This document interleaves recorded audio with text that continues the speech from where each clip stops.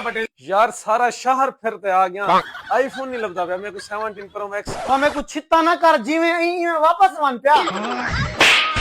दुकानदारी चोरी ते को अलावण दी तमीज के नहीं वो तू गा की चबाला 17 प्रो मैक्स दी शक्ल है तेरी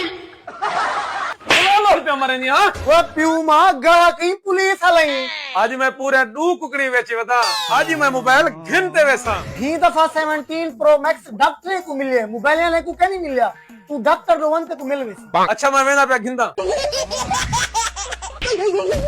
चूता पटेल अस्सलाम वालेकुम डॉक्टर साहब वालेकुम सलाम जी सही डॉक्टर साहब आईफोन 17 प्रो मैक्स गिनने में को बाहे अब देख तू डॉक्टर साहब ये कोई इथा क्या गुर्दे दे बदले को आईफोन दिते थे गुर्दे वाली गाल ते समय जंदी पी है अख दा क्या मसला चार्जर ना लेते थे नहीं तो केरे बिना भी ते को आईफोन ना होवे क्या